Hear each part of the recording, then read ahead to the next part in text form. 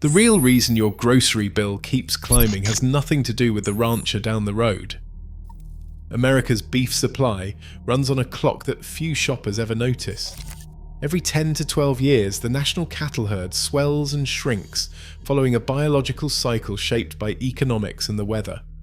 The last peak came in 2019 with nearly 95 million cattle on US ranches and feedlots. But since then, the numbers have dropped sharply.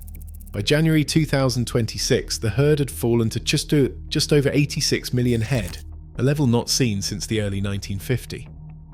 This collapse didn't happen overnight. Years of drought across the West and Great Plains stripped pastures bare, forcing ranchers to sell off breeding cows just to pay the bills.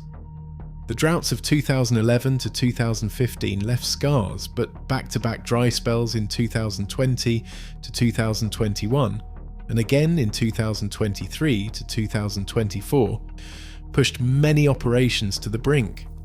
Some states saw their calf crops shrink by 15% and cull rates climbed as ranchers ran out of affordable feed.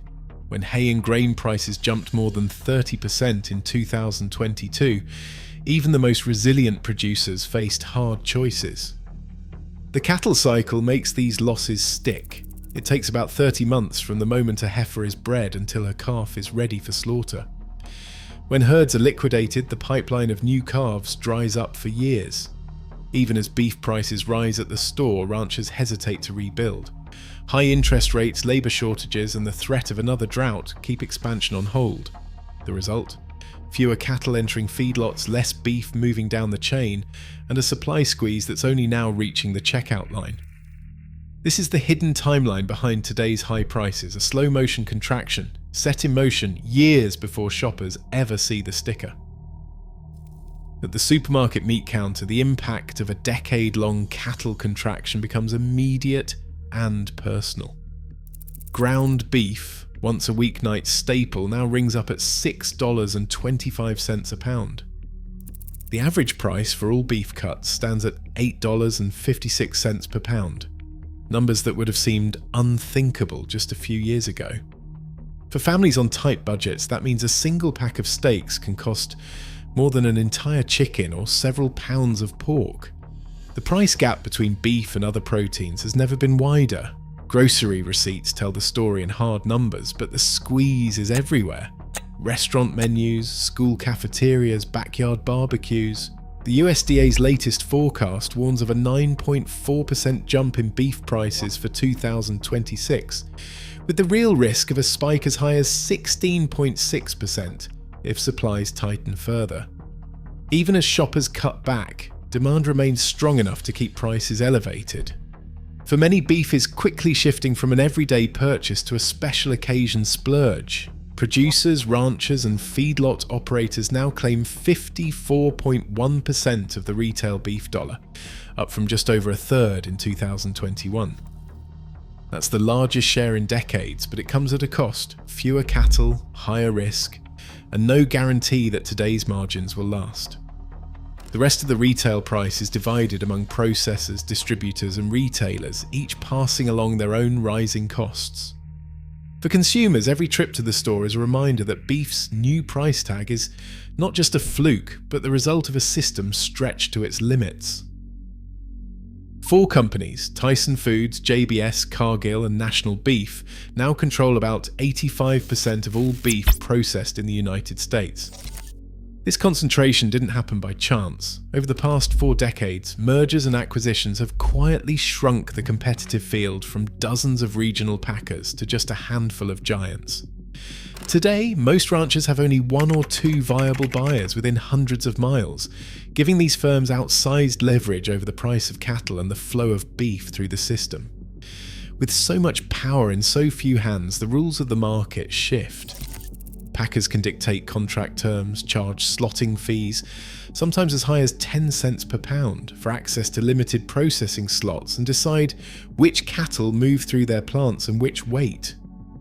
When cattle supplies are tight, as they are now, these gatekeeping tools can squeeze both ends. Ranchers face fewer options to sell, while processors can pass along higher costs to retailers and ultimately shoppers.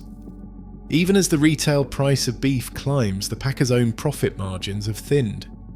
In 2025, packer margins fell to -3%, with some reporting quarterly losses as the cost of cattle outpaced what they could charge downstream.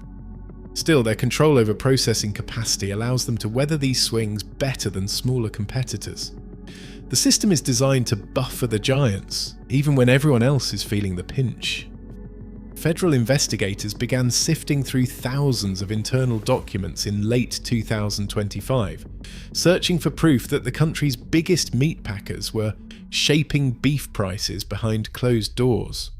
The Department of Justice's Antitrust Division, led by Alison R. McCulloch, expanded its probe after a whistleblower from JBS USA turned over emails and calendar invites that pointed to a coordinated approach among the Big Four: Tyson Foods, JBS, Cargill, and National Beef. At the heart of the investigation were so-called weekly price review calls, where executives compared benchmark beef prices and discussed keeping contract offers above a common floor. One message from March 2023 read, "Let's hold the line on forward contracts in the Southern Plains." The evidence painted a picture of powerful firms agreeing not to undercut each other in key regional markets, a practice that limited competition just as supplies were tightening.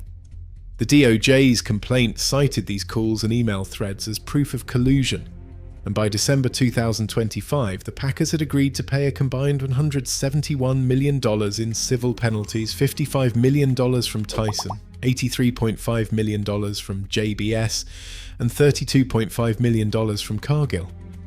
None admitted wrongdoing, but the settlements imposed 5 years of federal monitoring and annual reporting on price-setting practices. For ranchers and consumers, the legal battle added a new layer to the beef price story. The investigation confirmed what many suspected. Market power at the top could shape prices all the way down the supply chain. As the DOJ's oversight began, the industry braced for more scrutiny, and the question of accountability moved from rumour to court record. Mike McAllister stands at the heart of this system, caught between history and hard math. His family ranch in Texas once ran 3,400 head, cows, calves, and heifers spread across parched pastures. In 2024, as drought deepened and feed costs surged, Mike made a decision that haunts many ranchers. He sold off 60% of his breeding herd. The auction checks looked impressive at first, $1.85 per hundredweight for cull cows, a figure that would have seemed impossible just a few years before. But the money didn't stay long. Most of it went straight to upgrading wells and water systems battered by years of dry spells, and to pay down a $1.2 million line of credit that kept the ranch afloat through lean seasons. What's left is a slimmed down operation and a gamble on the future. Mike kept 1,200 heifers, young cows that, if the weather holds and markets don't collapse, could rebuild the herd by 2028. Every heifer represents a choice: cash out now or bet on better days that may never come. For ranchers like Mike, these aren't just numbers on a spreadsheet. They're the difference between staying in the business and walking away from generations of work. When the system squeezes this hard, even record cattle prices offer little comfort. The risk and the uncertainty belong to the people on the ground. In May 2025, the US beef market faced a shock that had nothing to do with economics or weather. The New World screwworm, a flesh-eating parasite, was detected in cattle near the Mexican border. By June 1st, the USDA's Animal and Plant Health Inspection Service halted all live cattle imports from Mexico, cutting off a pipeline that supplied a critical share of US feedlots. Feed yards in Texas and New Mexico scrambled to quarantine herds, and the Lubbock Feed Yard, a major operation, shut its gates for weeks. The immediate impact rippled through the system. National slaughter throughput dropped 3% almost overnight, and wholesale beef prices jumped 12 cents a pound in a single week. For an industry already stretched thin, the screwworm outbreak did not just tighten supply, it underscored how vulnerable the system is to sudden biological threats. A PHIS, officials worked around the clock, but the damage was done. Prices at the meat counter surged again with no quick fix in sight. Across the globe, the story of shrinking cattle herds is not just American. In Brazil, the world's largest beef exporter, herd numbers dropped by 2.4% in 2024. Exports from Brazil fell 12% over 2 years, tightening the world's supply and pushing the global benchmark price for beef to $5.45 per pound.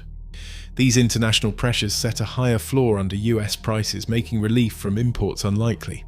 At home, the USDA projects a 6 to 9% rise in retail beef prices over the next year, and forecasts show the US herd may not recover to 90 million head until 2030.